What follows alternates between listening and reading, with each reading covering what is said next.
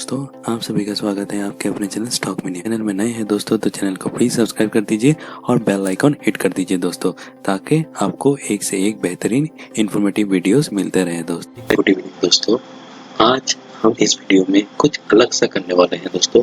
आज हम यहाँ पे कोई स्टॉक रिकमेंडेशन या स्टॉक का एनालिसिस नहीं करेंगे।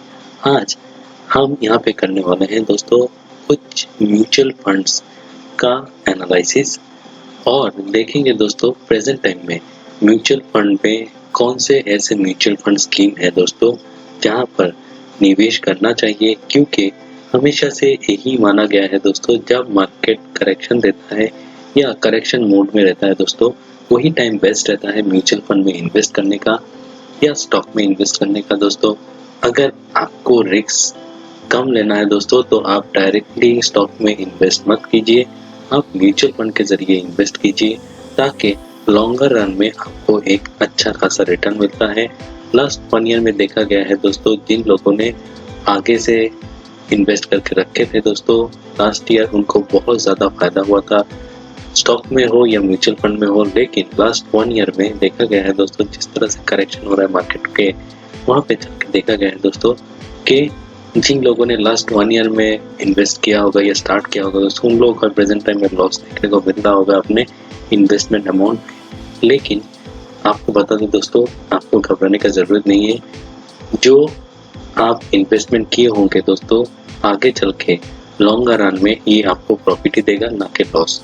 तो प्रेजेंट टाइम को देखते हुए जो मार्केट में करेक्शन हो रहा है दोस्तों, वहाँ पर रेगुलरली मुझे लगता है आपको कुछ यहाँ पे म्यूचुअल फंड में इन्वेस्ट करना चाहिए।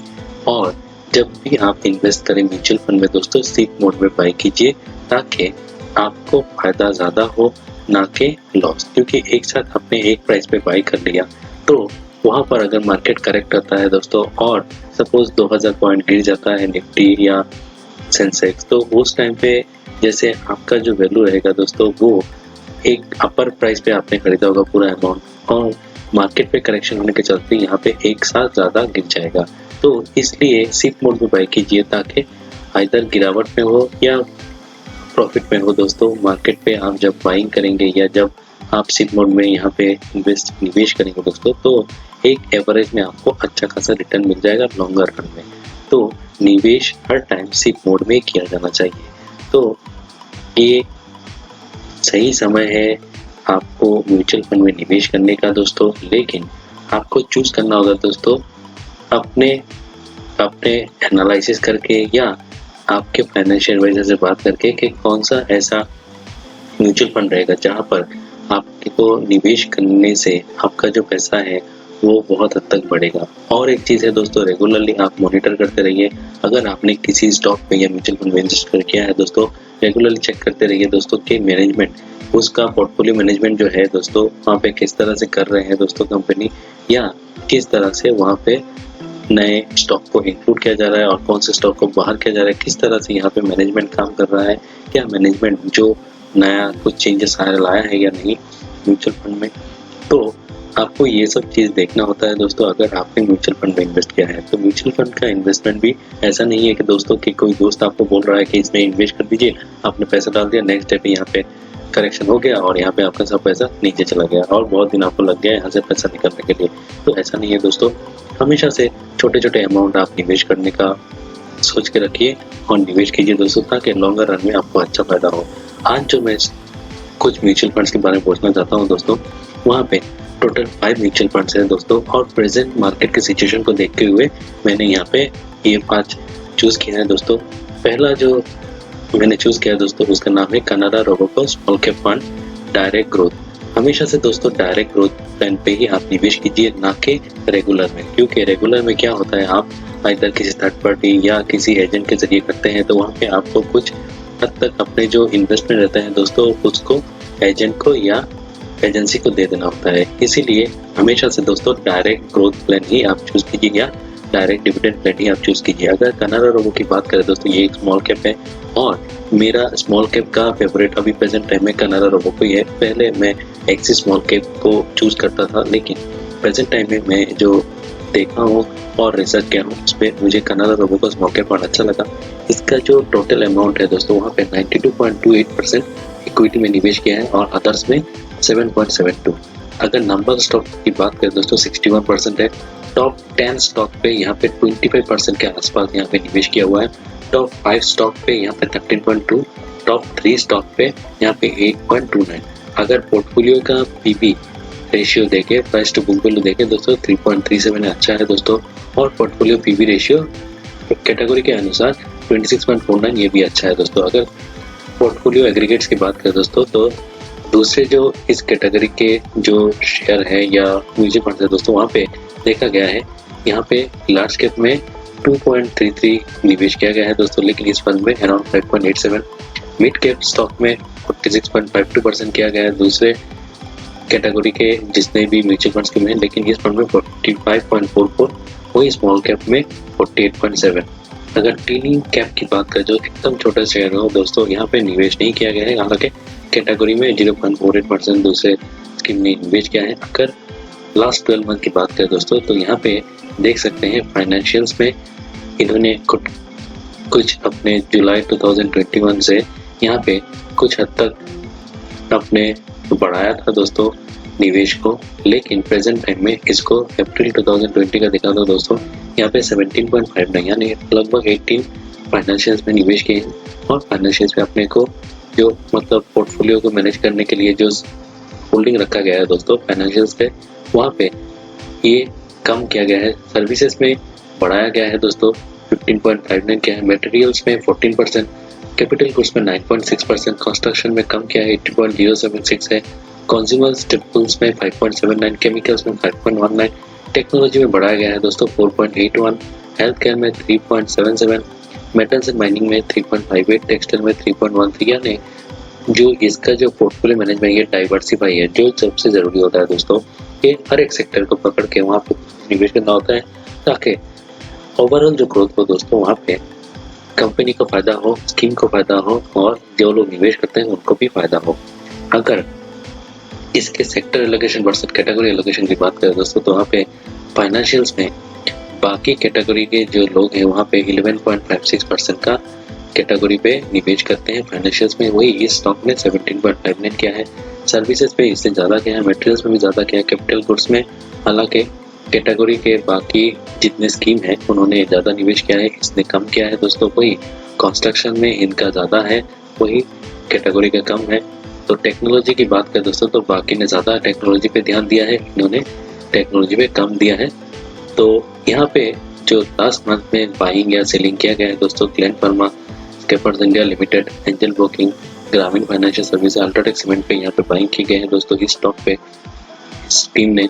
और यूटीआई एसेट मैनेजमेंट को यहाँ से सेलिंग किया गया है दोस्तों, सेरा सैनिटरी वेयर को सेलिंग किया गया है, नेशनल एल्यूमिनियम को भी यहाँ पे एसेट मैनेजमेंट को करते हुए दोस्तों यहाँ पे कम किया गया है, नेशनल एल्यूमिनियम को, बलरामपुर चीनी को, वी मार्ट को यहाँ पे कम किया गया है दोस्तों। अगर कंप्लीट स्टॉक होल्डिंग की बात करें दोस्तों तो यहाँ पे आपको देखने को मिलेगा अच्छा खासा इन्होंने डाइवर्सिफाई किया हुआ है और हर एक सेक्टर से हर एक इक्विटी शेयर्स पे यहाँ पे अच्छे खासे इन्होंने बेट लगाया है दोस्तों।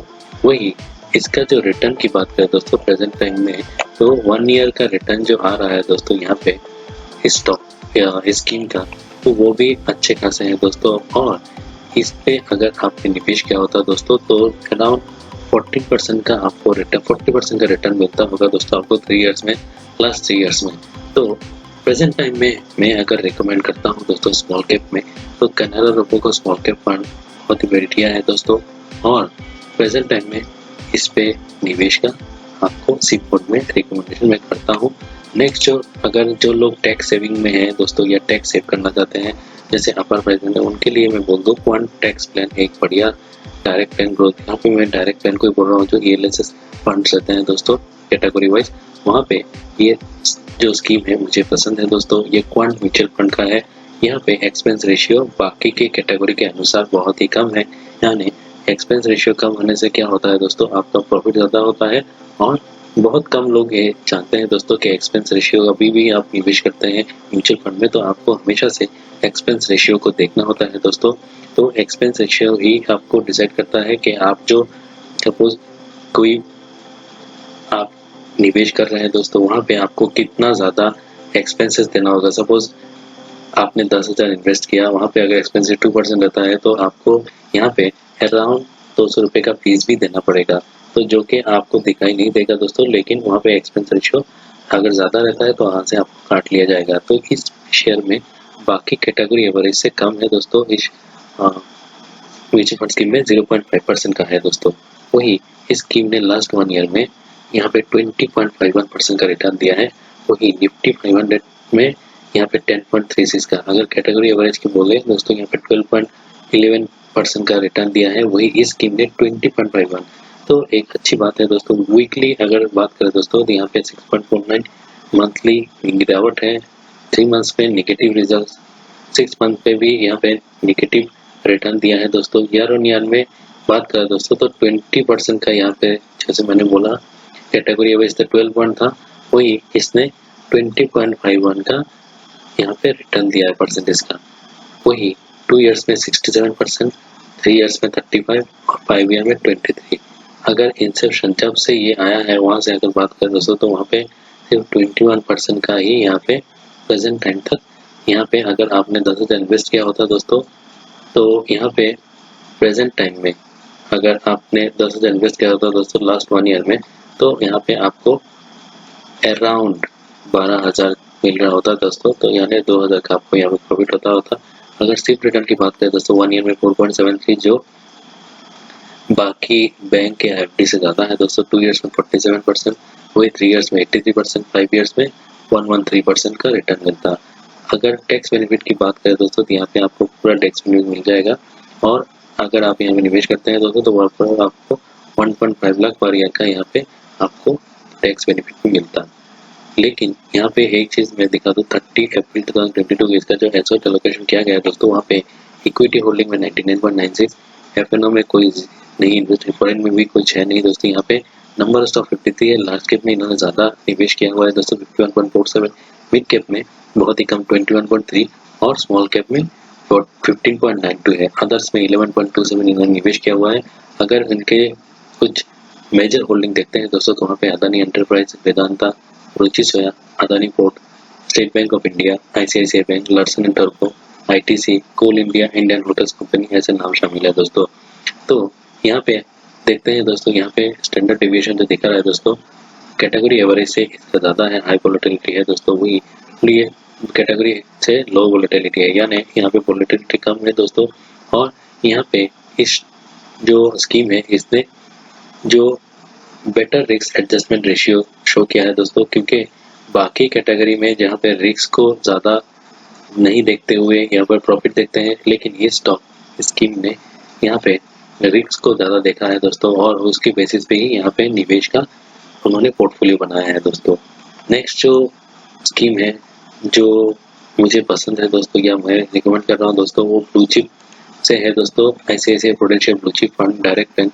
मैं हमेशा से डायरेक्ट बैंक से ही इन्वेस्ट करता हूँ दोस्तों, और रिकमेंड भी करता हूँ, क्योंकि अगर यहाँ पे आप रेगुलर प्लान चूज करते हैं दोस्तों तो वहाँ पे आपको लॉस ही होगा, और कुछ पैसे आपको यहाँ पे ज़्यादा निकल के जाएंगे आपके पॉकेट से, क्योंकि वहाँ पे जैसे मैंने पहले ही बोल दिया कि कुछ हद तक वहाँ पे आपको एजेंट को या कंपनी को देना होता है।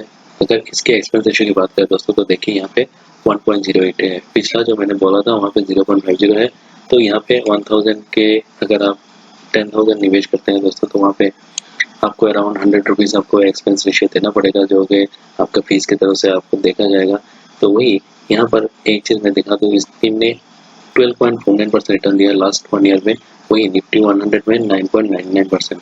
अगर यहाँ पे वीकली रिटर्न की बात देखें दोस्तों तो यहाँ पे 2.84% दिया है, मंथली नेगेटिव में है, 3 मंथ में नेगेटिव, 6 मंथ में नेगेटिव, और 1 ईयर में 12.48। अगर कैटेगरी एवरेज की बात करें दोस्तों तो 8.22, यानी इस कैटेगरी ब्लू चिप कैटेगरी से इसने ज़्यादा रिटर्न दिया है दोस्तों। और यहाँ पे 2 इयर्स में 35%, जो कि कैटेगरी एवरेज से ज़्यादा है। 3 इयर्स में 12.27 है यहाँ पे कैटेगरी का। तो हर एक पीरियड में इसने अपने कैटेगरी से ज़्यादा रिटर्न इन्वेस्टर को दिया है।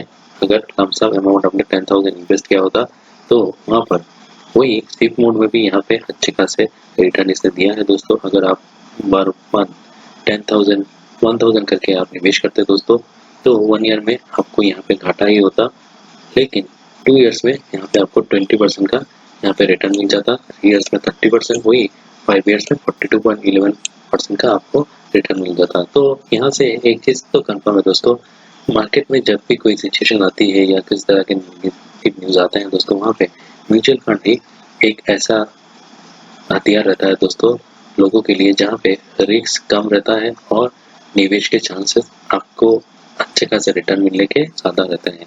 तो लेकिन एक चीज़ हमेशा से देखा गया है दोस्तों, लॉन्गर पीरियड में म्यूचुअल फंड का बेनिफिट मिलता है। जैसे देखिए 5 इयर्स में अगर C4 में बाई करते तो यहाँ पे 42% का रिटर्न मिलता है, 3 इयर्स में 30, 2 इयर्स में 19। तो यहाँ पे लॉन्गर रन में ही देखा जा रहा है दोस्तों कि यहाँ पे आपका मोटा पैसा बन रहा है। लेकिन यहाँ पे एक चीज़ है दोस्तों, हमेशा से आपको रेगुलरली जहाँ पे आप निवेश करते हैं उसको देखना होता है, पोर्टफोलियो का चेक करना होता है। अगर इस स्कीम की बात करें दोस्तों, तो यहाँ पे इक्विटी में 92.15% निवेश किया हुआ है, डेब्ट में 0.67, अदर्स में 7.18 है। वही यहाँ पे फॉरेन इक्विटी होल्डिंग में भी 0.46% निवेश किया गया है दोस्तों। लार्ज कैप में 78.48, मैक्सिमम लार्ज कैप में ही यहाँ पे डाला गया है। मिड कैप में 5.85, स्मॉल कैप में 0.42, स्मॉल कैप में बहुत कम है। और यहाँ पे जो कुछ मेजर इसके होल्डिंग है दोस्तों, ICICI, Reliance Industries, Infosys, HDFC, Bharti Airtel, Axis Bank, Larsen टर्बो, SBI Life Insurance, Maruti Suzuki, ACL tag, तो ऐसे कंपनी शामिल है। तो यहाँ पे जितने भी टॉप 10 स्टॉक्स इस पोर्टफोलियो के हैं, वहाँ पे सभी नाम बहुत ही जाना पहचाना है और बहुत ही रिनाउंड कंपनीज है। तो यहाँ पे ये मुझे सबसे ज़्यादा इस चीज़ का पसंद लगता है दोस्तों कि बाकी कंपनी से भी और बाकी स्कीम से भी इसको मुझे पसंद है, क्योंकि इसका जो प्रेजेंट टाइम में जिस तरह से रिटर्न ये दे रहा है दोस्तों, उसको चेक करके मैंने यहाँ पे आपको इसके बारे में बोला है। हालांकि मार्केट में उससे ज़्यादा भी आपको कहीं पे रिटर्न मिले तो आप वहाँ पे निवेश कर सकते हैं, अपने फाइनेंशियल एडवाइस बात करके आप डिसीजन ले सकते हैं। तो नेक्स्ट जो मेरा पिक रहेगा दोस्तों, वो नाम है दोस्तों पराग पारिक फ्लेक्सी फंड। इसमें एक चीज़ बोल दो दोस्तों, इसमें जो निवेश किया जाता है दोस्तों, वहाँ पे इसने रिटर्न दिया है दोस्तों 11% का, वही निफ्टी 500 ने 10% का रिटर्न दिया है। अगर इसके 1 ईयर की बात करें दोस्तों, तो यहाँ पे 11.69% का रिटर्न, 2 इयर्स में 90, 3 इयर्स में 81, 5 इयर्स में 126 और सिंस इंसेप्शन इसने 352% का रिटर्न अब तक दे चुका है। अगर इसके 1 ईयर की बात करें दोस्तों, यहाँ पे नेगेटिव है एब्सोल्यूट रिटर्न, वही 2 इयर्स में 18%, 3 इयर्स में 39 और 5 इयर्स में 61.99% रिटर्न दिया है इसने। इसका जो मेजर होल्डिंग है दोस्तों, यहाँ पे इक्विटी पे इसने 92.37 इन्वेस्ट किया है। लेकिन यहाँ पे एक चीज़ मैं दिखा दूँ दोस्तों, इसने इक्विटी में इंडियन इक्विटी में 66.43 इन्वेस्ट किया है, लेकिन फॉरेन इक्विटी में ये अच्छा खासा निवेश किया है 25.94। अगर आपको इच्छा है कि आप फॉरेन के स्टॉक में भी पैसा लगाए दोस्तों, तो इसके जरिए म्यूचुअल फंड के जरिए आप लगा सकते हैं, क्योंकि इसने अल्फाबेट, माइक्रोसॉफ्ट, अमेजन ऐसे शेयरों में निवेश किया हुआ है और अच्छा खासा निवेश किया हुआ है। देखिए इसका जो होल्डिंग है 7.43 है अल्फाबेट में, 7.20 माइक्रोसॉफ्ट में, अमेजन में 6.46 है। तो इसने अच्छा खासा 20% का अपना जो होल्डिंग है इस 3 शेयर में इन्वेस्ट किया हुआ है दोस्तों, जो कि एक फॉरेन स्टॉक है। वही इंडियन में ITC, Bajaj holding, housing development finance corporation, ICICI bank, Axis bank, power grid, Hero moto, इस तरह के मैंने निवेश किया है। लार्ज कैप में मैक्सिमम 50.82, मिड कैप में 2.88 और स्मॉल कैप में 11.73। हालांकि अदर्स में इसने 26.94 निवेश किया हुआ है। तो मुझे ये जो स्कीम है पसंद है, क्योंकि इसके ज़रिए मैं फॉरेन के शेयर में भी निवेश कर सकता हूँ और अगर वहाँ पे कुछ हलचल होती है दोस्तों, तो उसका फ़ायदा भी मुझे मिले। तो मैंने इस शेयर को आपको स्कीम को रिकमेंड किया है।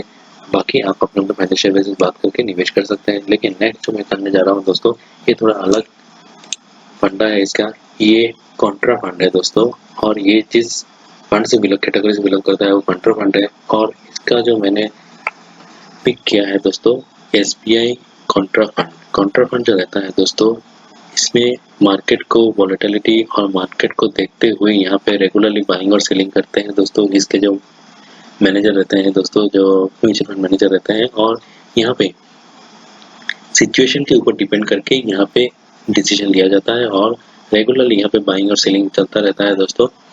तो कभी कभी यहाँ पे लॉस भी हो सकता है, कभी कभी यहाँ पे अच्छा खासा रिटर्न भी मिल सकता है। इस स्कीम में क्या हो रहा है देखते हैं दोस्तों। अगर इसके एक्सपीरियंस रेशियो की बात करें दोस्तों, तो अपने कैटेगरी एवरेज से ज़्यादा है, 1.28 है, और फंड साइज जो है दोस्तों अराउंड 4490 करोड़ का है दोस्तों। नेव 208 रुपये के आसपास है दोस्तों। वही इसने रिटर्न दिया है लास्ट 1 ईयर में 20% का, वही S&P BSE ने जो रिटर्न दिया है 500 वो 10.52 है, तो जो कि स्कीम ने ज़्यादा दिया है। अगर वीकली बात करें दोस्तों, वीकली 2.65 का रिटर्न दिया है। वही एनुअल रन में इसने जो 20% का रिटर्न दिया है, 2 ईयर्स में 150% का रिटर्न एब्सोल्यूट रिटर्न दिया है और 58.19 का एनुअलाइज रिटर्न दिया है, जो कैटेगरी एवरेज से ज़्यादा है। 3 ईयर्स में 86 और 5 ईयर्स में 96.24 है। सिंस इंसेप्शन इसने बहुत 249.57 का रिटर्न दिया हुआ है दोस्तों। वही एनुअलाइज रिटर्न का देखें दोस्तों तो 14.27 था। लेकिन अगर प्रेजेंट टाइम की बात करें दोस्तों तो इस कैटेगरी में ये टॉप में है दोस्तों। और सिप में भी अगर इसमें आपने निवेश किया होता 1000 रुपये दोस्तों, तो लास्ट 1 ईयर में, तो यहाँ पे आपको 4.24% का रिटर्न मिलता है, जो FD से ज़्यादा था या बैंक सेविंग से ज़्यादा था। 2 ईयर्स में 39.26, 3 ईयर्स में 50.37 और 5 ईयर्स में 69.61। इसका जो पोर्टफोलियो है वो टर्नओवर जो है दोस्तों वो अराउंड 137% है और कैटेगरी एवरेज टर्नओवर जो है वो अराउंड 146.88 है। अगर इसका बात करें दोस्तों स्कीम की, तो इसने इक्विटी में 93% इन्वेस्ट किया हुआ है, डेब्ट में 11.11% और अदर्स में इसने 15.97% निवेश किया हुआ है। लार्ज कैप में बहुत कम निवेश किया हुआ है 35.37, मिड कैप में 10.65, स्मॉल कैप में 25.37 और अदर्स में 11.57। फॉरेन इक्विटी होल्डिंग में भी इसने निवेश किया 1.88। इसका जो मेजर कुछ होल्डिंग्स है दोस्तों उसमें ट्यू इन्वेस्टमेंट, गेल इंडिया, ICICI, ACL, बंधन bank, NHPC, Ambuja cement, NMDC, Reliance industry, state Bank of India शामिल है। इसने बहुत सारे स्टॉक में इन्वेस्ट किया हुआ है दोस्तों, अराउंड 69, जो कि कैटेगरी एवरेज नॉर्मली 62 स्टॉक में निवेश करते हैं दोस्तों काउंटर फंड, लेकिन इसने 69 स्टॉक में निवेश किया हुआ है दोस्तों। और मुझे लगता है प्रेजेंट मार्केट के सिचुएशन को देखते हुए ये एक अच्छा निवेश का मौका है दोस्तों इस स्कीम में, जो कि मार्केट के सिचुएशन को देखते हुए अपने पोर्टफोलियो को चेंज करते रहते हैं रेगुलर। इसके चलते मुझे लगता है कि ये स्कीम से ज़्यादा फायदा होगा। लेकिन कभी भी आप निवेश कीजिए दोस्तों किसी भी स्टॉक में या किसी भी म्यूचुअल फंड में, मेरा मानना ही रहता है दोस्तों कि आपको निवेश सिप मोड में करना चाहिए, ताकि हर एक उतार चढ़ाव पे आपका निवेश होता रहे। कभी ऊपर में आप बाई करेंगे, कभी नीचे में आप बाई करेंगे, तो एक एवरेज में आपको अच्छा खासा फायदा मिलने के चांसेस बनते हैं दोस्तों। तो बाकी आप अपने ऐसे खुद रिसर्च कीजिए, अपने फाइनेंशियल से बात कीजिए, ताकि आपको इस जो मैंने वीडियो में बोला है दोस्तों जितने भी स्कीम के बारे में, उनको भी आप डिस्कस कीजिए अपने फाइनेंशियल एडवाइजर से और उसके ऊपर डिसीजन लीजिए, ताकि आगे चल के आपको फायदा हो, ना कि लॉस। तो मुझे इस वीडियो में यही तक बोलना था। अगर वीडियो अच्छी लगी हो, वीडियो को लाइक करें और चैनल को सब्सक्राइब करें, ताकि हमें भी मोटिवेशन मिले और हम भी आगे आपके लिए इस तरह की वीडियोस बनाएं। थैंक यू दोस्तों।